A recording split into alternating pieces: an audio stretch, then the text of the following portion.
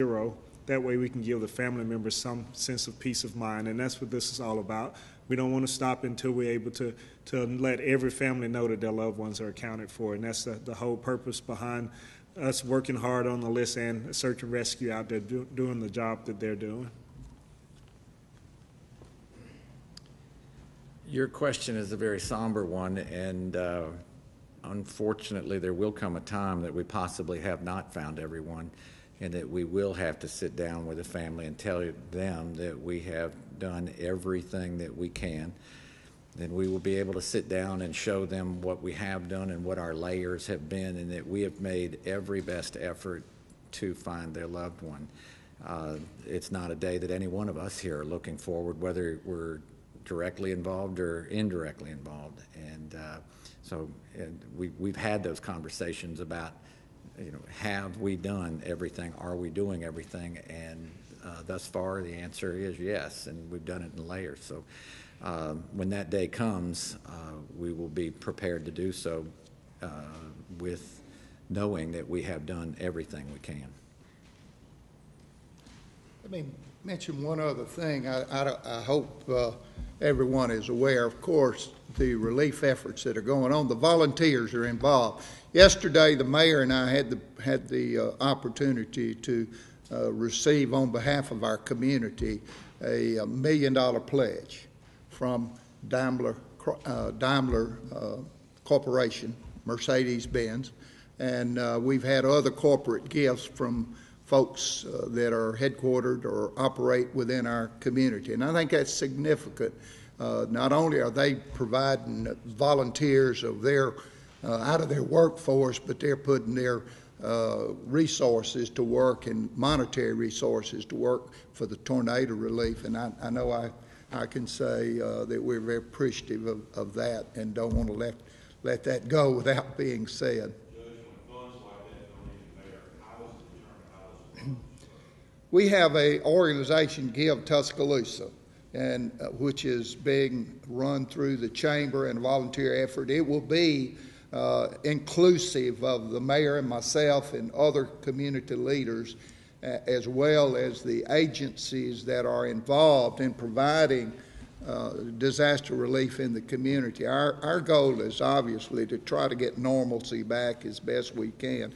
We don't want families to fall between the cracks, and these funds will allow us to be able to ensure that that's not the case. Yes. Will we get a public accounting? Yes. Yes, there will be. It's going to be very transparent. That's the purpose of it. And that's the purpose of having it locally, because quite often, as we know, lots of organizations get bad raps raising funds and the use of those funds and it going in administration and those sorts of things. That's the reason we're encouraging folks to use the GiveTuscaloosa.com website, make contributions, because it will be and stay in this community.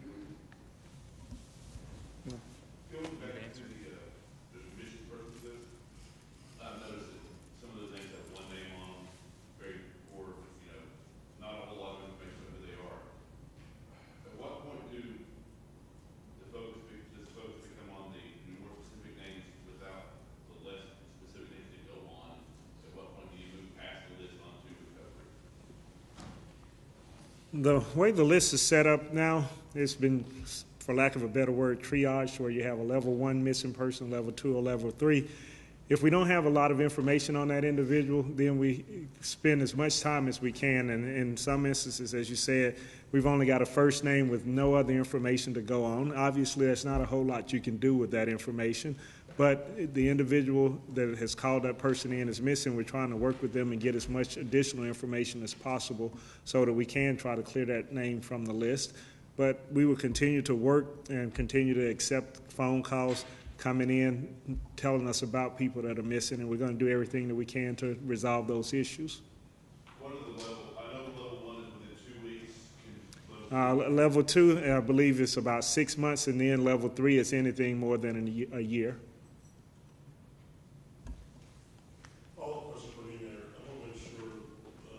Regarding the rebuilding process that John talked about, that it could, even to a situation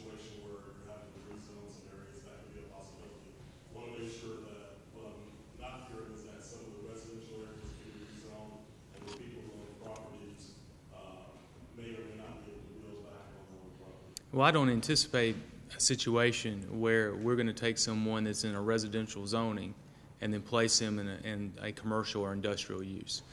If anything, the comprehensive plan that we're hoping to design is going to protect the integrity of our current neighborhoods, and not only protect it, as a matter of fact, strengthen it. This is also not only a look at zoning issues. We've got an opportunity with infrastructure on 15th Street that we've never had for quite some time.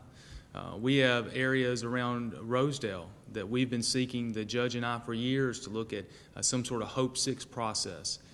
We've got an opportunity now that we've never had. So it's just not zoning. It's infrastructure, it's development, it's building styles, and there's in all these things wrapped up in one. And let me just again say, it's going to be a long process. We're not going to be out of this come Monday. And it's going to take us a while. We're going to need public input. We're going to need great discussion among the city council because they represent the public.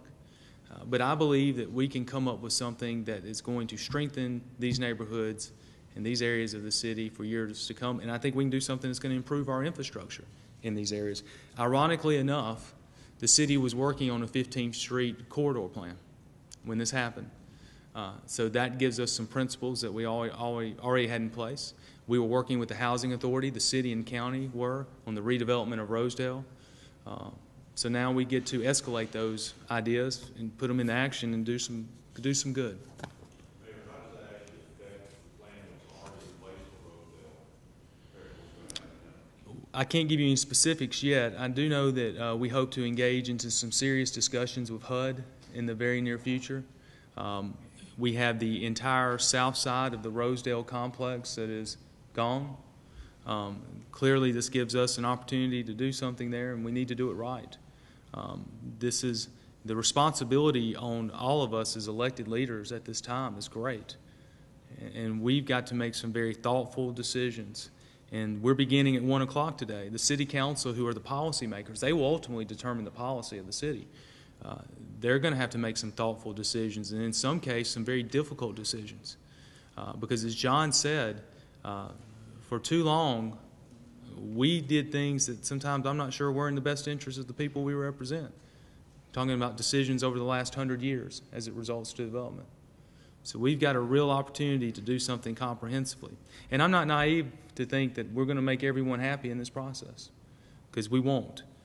But I think if we're thoughtful, deliberative, and transparent, we can do some really spectacular things in this city. Again, what I feel in my heart, and I know Judge McCollum feels in his heart, is that we owe it to everyone who has been impacted by this event to right these wrongs, so to speak. And we're going to give our best effort. We won't be perfect, but we're going to give our best effort.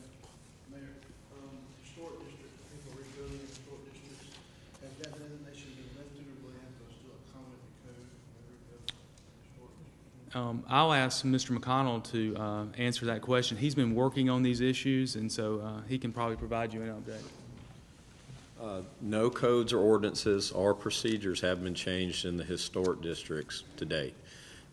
You're still required to get Historic Commission's approval for new construction or major additions.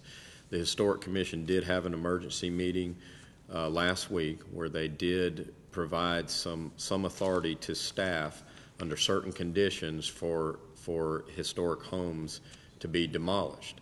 That authority was only extended with the confirmation by the building official that the building was condemned. If the building official confirms that the structure is condemnable, then the Historic Commission has granted us some authority to expedite those demolitions. Otherwise, if a person in a historic district would like to voluntarily, or they want to demolish their structure, they have to get approval from the commission before they can do that. And certainly they would have to also provide, or they would have to gain approval from the Historic Commission for any new structure to be built. Nothing has changed. I don't believe we have issued any new construction permits. We have issued many demolition permits. We have issued a lot of electrical upgrade permits. where someone is reestablishing service and the power company has required them to upgrade their service panels.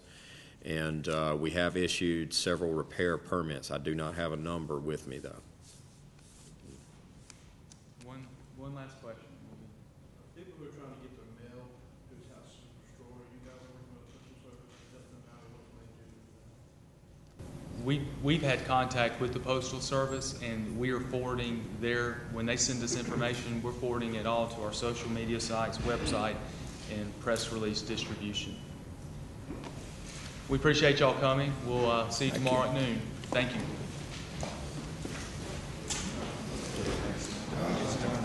Hey, Judge. Good job. Yeah. Isn't it amazing to see how the issues are changing now? We're getting into building, and that's good.